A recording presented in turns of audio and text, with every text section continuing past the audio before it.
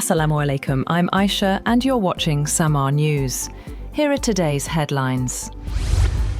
Saudi Arabia, Turkiye and Pakistan have signed the Makkah Joint Defence Agreement to strengthen collective security and defence cooperation. Under the agreement, an armed attack against any one of the three countries will be treated as an attack against all three. The pact also aims to enhance military cooperation and promote regional peace, security and stability. The agreement was signed by Saudi Crown Prince and Prime Minister Mohammed bin Salman, Turkish President Recep Tayyip Erdogan and Pakistani Prime Minister Shehbaz Sharif during the Makkah Al-Mukarramah summit.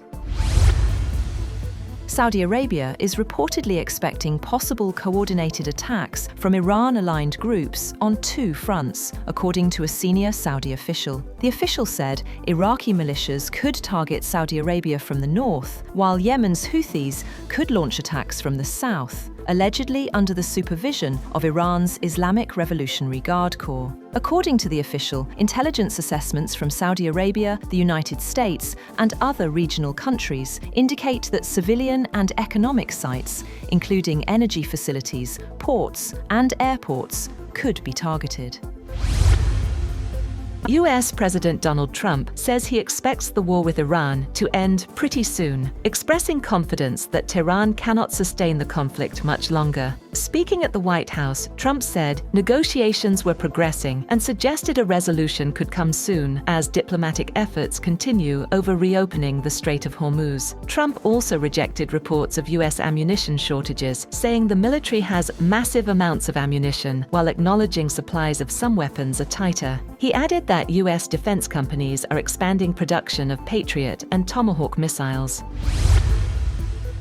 Meanwhile, Iran's parliament speaker, Bagher Ghalibaf, accuses US President Donald Trump of using theater diplomacy, saying Washington alternates between military threats and offers of negotiations to pressure Tehran. In a post on X, Ghalibaf said threats, broken promises, and misinformation would not force Iran to compromise, urging the United States to honor its commitments. His remarks came after Trump claimed a deal with Iran was close and said he had cancelled a planned large-scale attack. Despite ongoing discussions over reopening the Strait of Hormuz, Iranian officials insist they are prepared for a prolonged conflict if necessary. US Vice President J.D. Vance has said that Iran is extraordinarily difficult to negotiate with, warning that any nuclear deal would take time. Speaking to a news channel, Vance says Iran's leadership is divided between those seeking peace and crazy radicals who want the war to continue. Iran and Oman have reportedly reached an understanding on a 60-day agreement to reopen the Strait of Hormuz. According to Saudi media reports, the deal still requires approval from Iran's Supreme National Security Council and could be announced within days, while indirect US-Iran contacts are said to be in their final stage.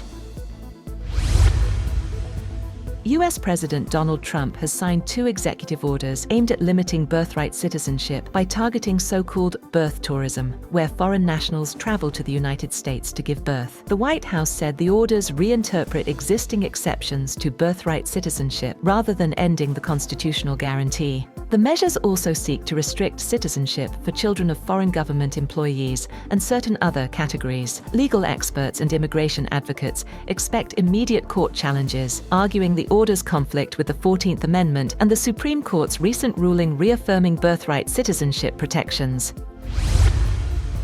A New Mexico court has ordered Meta to pay $567 million and implement major safety changes for young users after finding the company responsible for harming children's mental health. The ruling requires Meta to introduce measures including limits on teen use of Facebook and Instagram, tighter protections for minors, restrictions on notifications, and stronger safeguards for AI chatbots. The court's 5-year order follows a lawsuit accusing the company of designing addictive products and failing to protect children from exploitation. Meta said it will appeal the decision, insisting it has worked to remove harmful content and remains committed to protecting teens on its platforms.